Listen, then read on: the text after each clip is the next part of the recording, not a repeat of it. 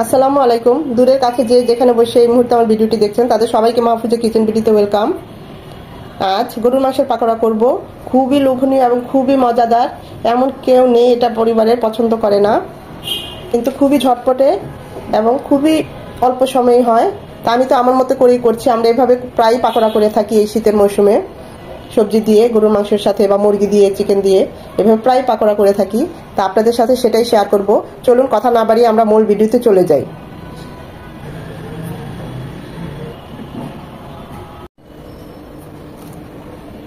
বাঁধাকপি এভাবে কুচিয়ে নিয়েছি। দেখতে মনে হচ্ছে অনেক, কিন্তু না।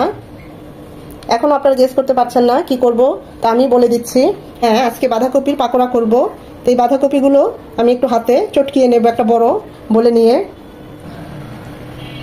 সামান্য একটু লবণের ছিটা দিয়ে এভাবে একটু চটকিয়ে এটাকে নরম করে নিব। আর যদি একটু পানি বের হয় তাহলে ভালো, সে পানিটা আমরা ফেলে দেব। আর যদি না হয় অসুবিধা নাই, যাতে এটা একদম নরম হয় সেই জন্যই এটা করা, আর কিছুই না। ধৈর্যের সহিত বেশ কিছুক্ষণ 4 থেকে 5 মিনিট থেকে এভাবে কচলিয়ে সফট করে নেব। না, এটা থেকে কোনো পানি বের হয় নাই, তবে অনেকটাই নরম হয়ে এসেছে। আমি বাঁধাকপিটা আস্ত থাকতেই ভালোভাবে ধুয়ে পানিটা ছড়িয়ে মুছে তারপরে কেটেছি। তো যাই হোক, আমাদের এটা নরম হয়ে এসেছে। পাকোড়াগুলো এখন মাখানোর পালা। নিয়ে নিচ্ছি একটা বড় এরকম বোল। বাঁধাকপি যেগুলো কুচিয়ে হাত দিয়ে নরম করে নিয়েছি সেটা দিয়ে দিচ্ছি। হাফ কাপ পেঁয়াজ কুচি,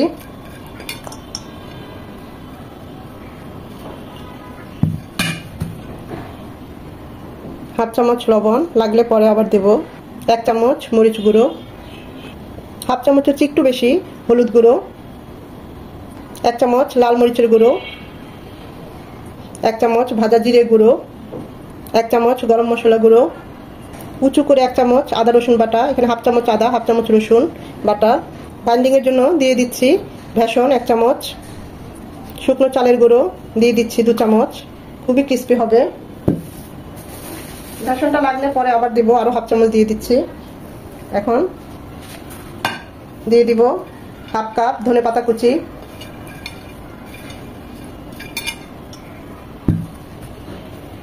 এই সব কিছু এখন হাত দিয়ে মাখিয়ে নেব।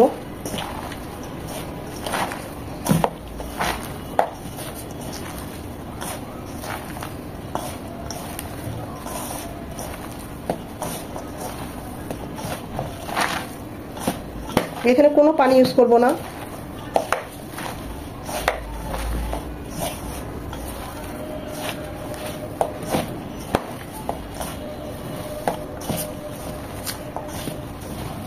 ঝালটা আর লবণটা বলছি না, যে যেমন ঝাল খান বা যে যেমন লবণের টেস্ট ওই অনুযায়ী বাড়িয়ে কমিয়ে নেবেন। ঝাল খেলে আর একটু ঝাল দিবেন।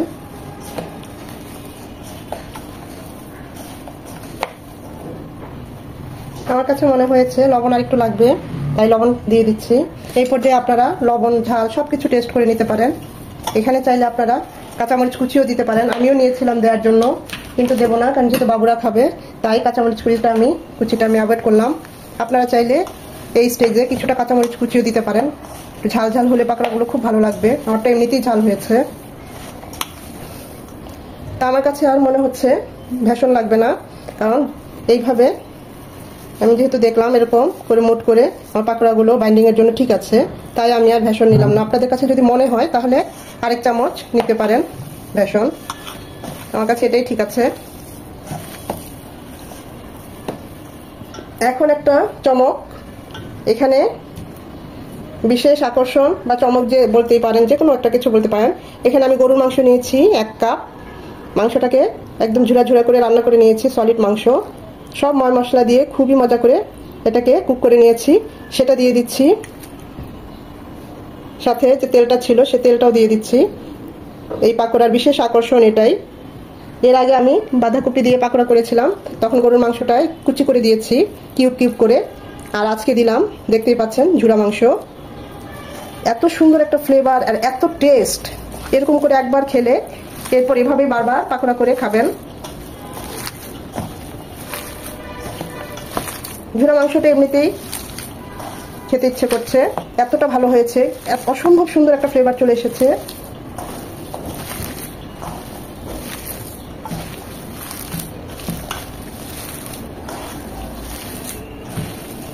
খুব ভালোভাবে মিশিয়ে নেব।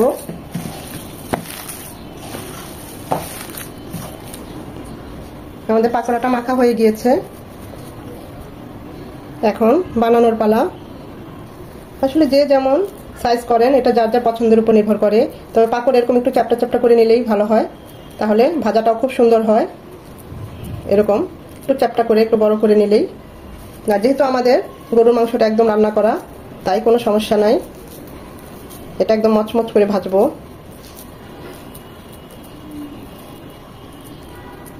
আমি এইভাবে সবগুলো পাকোড়া বানিয়ে নেব, তবে সবগুলো আজকে ভাজবো না, কিছুটা ডিপ ফ্রিজ করে রাখবো, যখন দরকার হবে তখন নামিয়ে ভেজে নেব।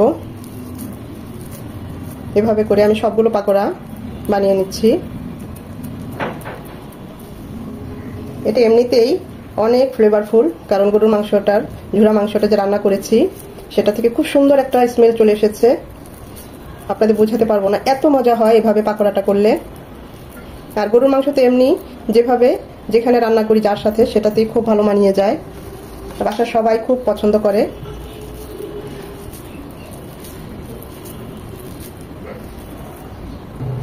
তৈরি হয়ে গেল গরুর মাংসর পাকোড়া, অসাধারণ হয়েছে। এখন সবগুলো এখন ভাজবো না, অল্প কিছু ভেজে আপনাদেরকে দেখাবো, বাকিগুলো ডিপে রেখে দেবো। এভাবে একবার হলো ট্রাই করবেন, আর এরকম একটু বেশি করেই করবেন যখনই করবেন, কারণ দেখবেন যাকেই দিচ্ছেন সে অনেকগুলো একসাথে খেয়ে ফেলতেছে, এতটাই টেস্টি হয়, এতটাই মজার হয়।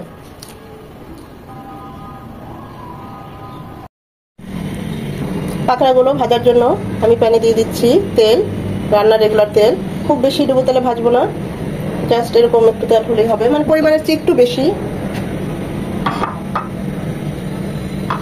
এখন পাকোড়াগুলো ভেজে নেব, তেলটা হালকা গরম হয়ে এসেছে, এখন আমরা পাকোড়াগুলো দিয়ে দিব।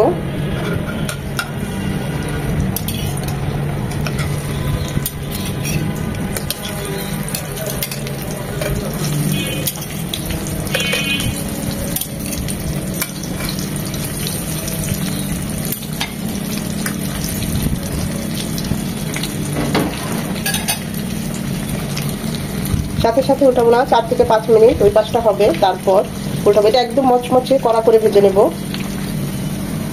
এখানে চালের গুঁড়ো আছে, বেসন আছে, খুবই ক্রিস্পি হবে, দেখতেই পাচ্ছেন। খুব সুন্দর একটা ফ্লেভার চলে এসেছে, যেহেতু আমরা একটা গরুর মাংস দিয়ে পাকোড়াটা করেছি, আর গরুর মাংসটাও খুব সুন্দর করে রান্না করে নিয়েছি, সে থেকে খুব সুন্দর একটা ফ্লেভার চলে এসেছে। ওই পাশটাও এরকম 3 থেকে 4 মিনিট হবে। এভাবে উল্টিয়ে পাল্টিয়ে মচমচে করে ভেজে নেব। এটা তো আমি বিফ দিয়ে করেছি, এটা চিকেন দিয়েও করা যায়। চিকেনটাকে সেদ্ধ করে একদম মাংসটাকে এরকম ছিঁড়ে কাঁটা চামচ দিয়ে বা হাত দিয়ে ছিঁড়ে ওইভাবেও মিশিয়ে বাঁধাকপি দিয়ে পাকোড়াটা করতে পারেন, সেটাও খুব ভালো হয়। আবার শুধু এরকম বাঁধাকপি দিয়েও পাকোড়াটা এরকম করা যায়, সেটাও ভালো হয় খেতে। তবে একটু মাংস দিলে বাচ্চারাও পছন্দ করে, ফ্লেভারটাও খুব ভালো আসে, খেতে অসাধারণ হয়।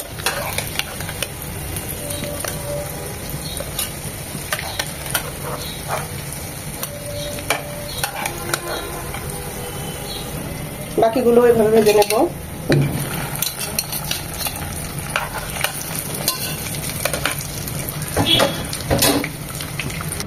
তৈরি হয়ে গেল আমাদের গরুর মাংসের পাকোড়া।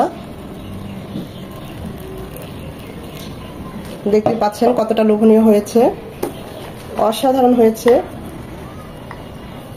আমি আপনাদের একটা ভেঙে দেখাই কতটা মচমচ আর কতটা ভিতরটা সুন্দর হয়েছে। অনেকটা গরম, যাচ্ছে না, তো এতটাই ভালো হয়েছে। পরিবারের সবাই এভাবে পাকোড়া করলে খুবই পছন্দ করে।